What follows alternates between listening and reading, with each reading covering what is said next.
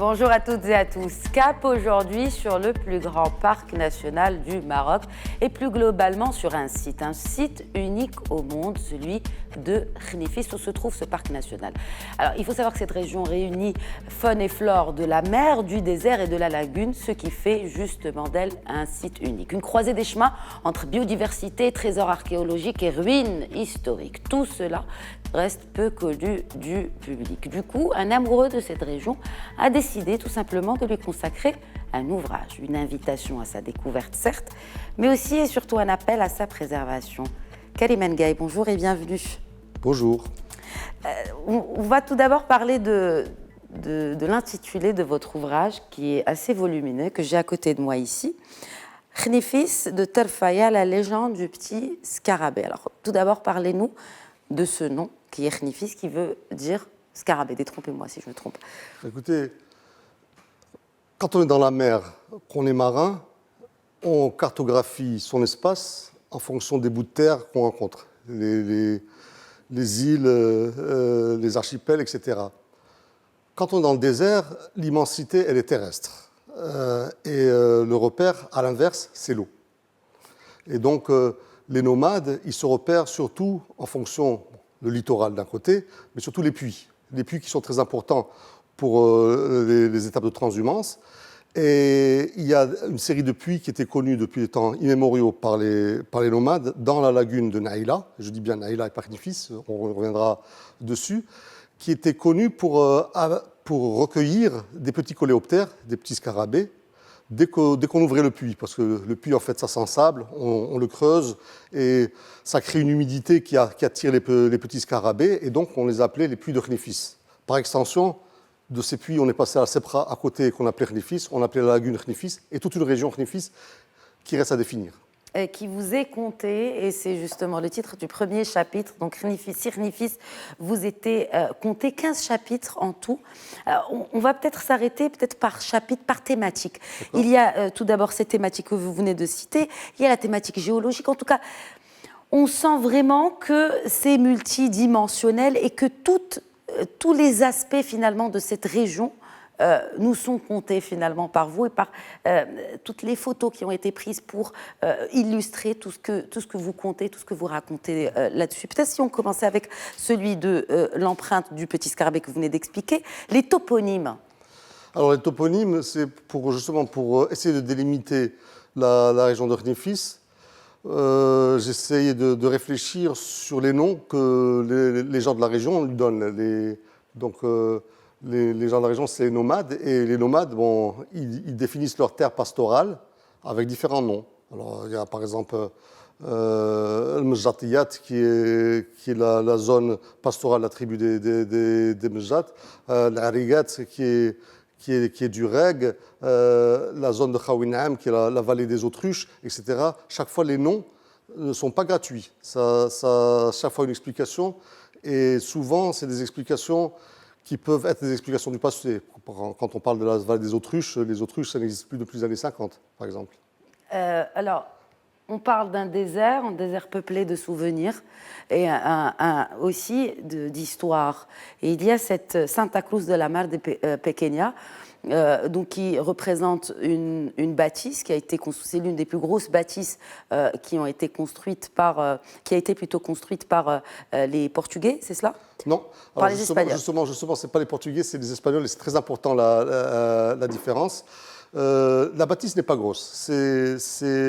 Aujourd'hui, c'est un carré de 8 mètres de côté qui est enfoui dans le sable, mais l'importance que ça a, c'est que c'est la première fortification coloniale qui a été bâtie sur la côte atlantique du Maroc. Ceuta a été bâti 70 ans plus tôt, ou 60 ans plus tôt. 60 ans plus tôt, vers 1430, si je me rappelle bien. Santa Cruz de la Mar Pequeña, la première édification, c'était 1476. C'était une époque où les Canaries étaient en voie de colonisation, parce qu'il faut bien dire un terme comme ça s'appelle.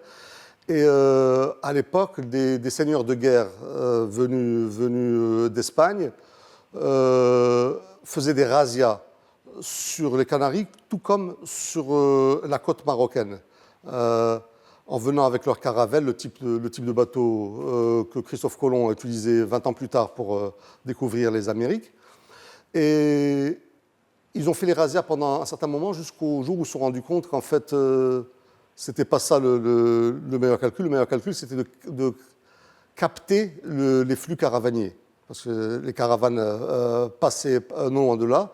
Et c'était bien pour eux, c'était mieux pour eux de capter les richesses caravanières à la source plutôt que passer par le royaume de Fès ou Marrakech, suivant les différentes époques marocaines. Et donc, ils ont fait construire une tour factory. Tour factory, ça veut dire comptoir, quoi, pour pouvoir échanger avec les caravanes de passage. Une première tour qui a été détruite, une deuxième tour qui a été construite sous l'ordre des rois catholiques, donc 20 ans plus tard. Entre-temps, les Canaries étaient passées sous le joug espagnol, il n'y avait plus de seigneur de guerre, donc c'est vraiment une tour royale. Et cette tour royale, elle a vécu pendant une trentaine d'années, jusqu'à disparaître quand les Saadiens ont reconquis le littoral du royaume à l'époque. Ce qui est intéressant, c'est que cette histoire médiévale a eu des répercussions 4 siècles plus tard. Parce que lors de la prise de Tétouan en 1860, les Espagnols ont exigé de Moulay Hassan Ier qu'il leur donne droit de jouissance sur les eaux de Santa Cruz de la Mar Pequeña.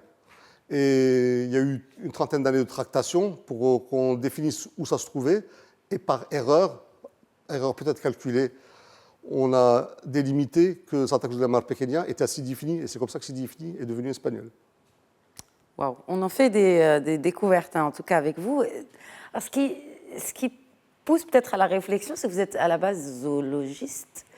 Et que là, vous venez de nous faire littéralement un cours d'histoire, l'histoire de notre royaume que beaucoup ne connaissent malheureusement pas. Qu'est-ce qui a fait est-ce que c'est vraiment que l'amour pour cette région qui a fait que vous vous intéressiez à tout de cette région et notamment à y consacrer carrément un ouvrage entier?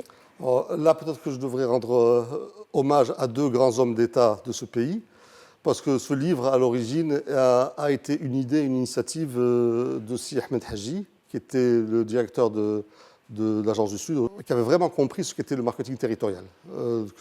Expliquer les provinces du Sud du Royaume, c'était expliquer la richesse de l'identité nationale, notre identité qui est plurielle. Et comme je l'ai très bien appris avec lui, ce n'est pas le Sahara qui est marocain, c'est le Maroc qui est saharien. Parce que 4 des 6 dynasties qui ont régi ce pays viennent de régions sahariennes. Et d'un côté, Si Haji, qui a été à l'initiative de ce livre, de l'autre côté, Sidris Liazami, qui a eu le désir de le voir aboutir. Je remercie ces 2 grands personnages, et c'est justement sous leur férule que le livre a été un peu façonné, au-delà de mes capacités de zoologie, justement, qui m'ont permis d'écrire facilement 3 chapitres qui sont dédiés à la faune ornithologique, la faune du désert ou ichthyologique de la région, de réfléchir un petit peu plus au-delà, parce que une région, elle ne se définit pas que par ses ressources naturelles, elle se définit aussi par ses richesses humaines, par son histoire. Et l'histoire, ça peut être depuis les temps géologiques jusqu'à aujourd'hui. Et qui peut conter cette histoire? Est-ce qu'aujourd'hui, cette région-là dispose justement des outils nécessaires pour accueillir les... J'ai vu, en faisant des recherches, qu'il y avait des treks qui sont organisés par des tours opérateurs français dans cette région. Peu de Marocains connaissent cette région. Et est-ce qu'on est outillé, est-ce que cette région est outillée pour recevoir ces touristes sans pour autant toucher à ce site qui reste unique, notamment en faune et flore? Alors, sur les 15 dernières années, moi je peux vous parler des 15 dernières années, parce que moi j'ai découvert cette région-là il y a 15 ans, quand j'y suis allé en tant qu'assistant technique pour la création du parc national. À l'époque, il n'y avait ni eau ni électricité, et c'était protégé par défaut. Protégé par défaut parce que très peu de monde y arrivait. Que personne n'y arrivait, c'est faux. Il y a beaucoup de pêcheurs en particulier qui viennent de tous les coins de France et voire d'Europe, taquiner le poisson dans la lagune, dans une lagune qui est encore très riche en poissons. Mais aujourd'hui, l'infrastructure est là. Je veux dire, le Maroc a développé les provinces sahariennes d'une façon incroyable, fulgurante. Il faut se dire que la route est arrivée en 1977. Le village d'Arfenir, qui est à l'entrée du parc, la première construction en dur, c'était le poste de gendarmerie en 1984, c'est-à-dire il y a 30 ans. L'électricité est arrivée en 2008, malheureusement 4 ans après que je parte. L'eau, et même là, il y a même une station de dessalement pour le village de 1500 habitants. Il y a aujourd'hui une dizaine d'auberges et de petits hôtels. Il y a 45 restaurants. Bon, c'est un village qui vit de la route, pas du parc. Le village vit de la route, vit des cars qui font Agadir-Lerioun. On s'arrête à Arfenir pour manger du poisson, parce que le poisson est excellent là-bas. Mais c'est un village qui aurait vocation à être la porte d'entrée du parc national. Pour l'instant, il faut saluer les efforts et la vision des eaux et forêts du Maroc qui ont créé là-bas le plus grand parc national, parce qu'il y avait la place de le faire. Mais qui n'ont pas les moyens aujourd'hui de le gérer véritablement. Je veux dire, si on veut le protéger, il faut vraiment y mettre les moyens. Pour l'instant, il est protégé par défaut parce que personne n'y va. D'accord. Et j'ai peur que mon livre fasse plus de mal que de bien en faisant connaître la région. Parce que ce qu'on voudrait, c'est que les gens y aillent avec empathie et amour, et pas dans une logique de prédation. Prédation, qu'elle soit touristique ou autre. Merci beaucoup, en tout cas, Kaliman Gaye, d'avoir partagé avec nous cette passion que vous avez pour cette belle région à laquelle vous avez consacré ce beau et volumineux ouvrage, dont je rappelle le titre, Nefis de Tarfaya, la légende du petit scarabée, édité donc aux éditions La Croisée des Chemins. Merci encore une fois. Merci à vous. Merci à tous de nous avoir suivis. Très bonne suite des programmes sur notre antenne.